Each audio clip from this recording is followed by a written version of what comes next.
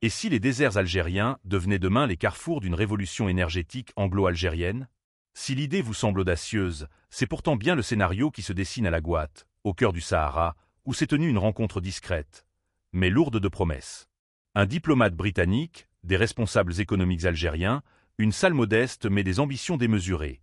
Voilà les ingrédients d'une coopération qui s'intensifie entre Alger et Londres.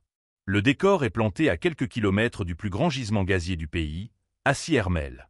Là, les deux pays veulent écrire une nouvelle page de leur histoire commune, une histoire faite d'échanges, d'intérêts croisés et d'une vision partagée du futur. Car il ne s'agit plus seulement de vendre du gaz ou de partager un savoir-faire technique. Non. Ce qui s'est joué à la Goâte, c'est la reconnaissance, par les Britanniques, d'un partenaire stratégique. Et ce n'est pas rien dans un monde de plus en plus fragmenté. L'ambassadeur James Robert Stephen Downer ne s'en est pas caché. L'Algérie est, selon ses mots, un partenaire essentiel pour le Royaume-Uni en Afrique. Une affirmation forte qui résonne comme un tournant géopolitique. En toile de fond, une longue histoire de coopération qui remonte à des forums d'affaires dès 2005, des projets conjoints dans l'énergie dès 2011, et des échanges continuent malgré les soubresauts politiques et économiques. Mais ce qui change aujourd'hui, c'est la portée du partenariat. Industrie, agriculture, technologie verte, irrigation intelligente, télédétection. Autant de domaines où les deux pays veulent avancer main dans la main. Et pendant que les experts débattent à huis clos, les avions décollent. Air Algérie, symbole national, renforce sa présence sur Londres avec plus de vols, plus de sièges et des avions long courriers flambant neufs.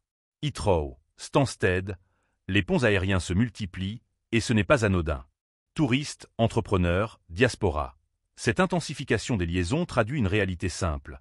Les échanges entre les deux pays n'ont jamais été aussi denses. Derrière ces annonces logistiques se cache une stratégie plus large.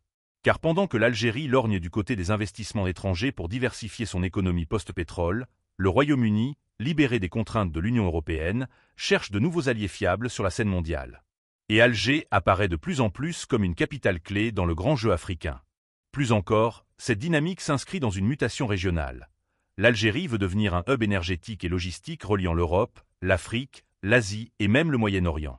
Avec 16 nouveaux avions en commande, de nouvelles routes vers Kuala Lumpur, Guangzhou, Libreville ou encore Zanzibar, Air Algérie illustre cette ambition globale. Et au cœur de ce projet, une coopération renforcée avec des puissances comme le Royaume-Uni semble évidente. Alors, où cela nous mène-t-il? Vers une alliance stratégique fondée sur la complémentarité, la stabilité et la vision long terme. Mais surtout, vers un modèle de partenariat sud-nord où chaque acteur y trouve un intérêt stratégique, technologique et humain.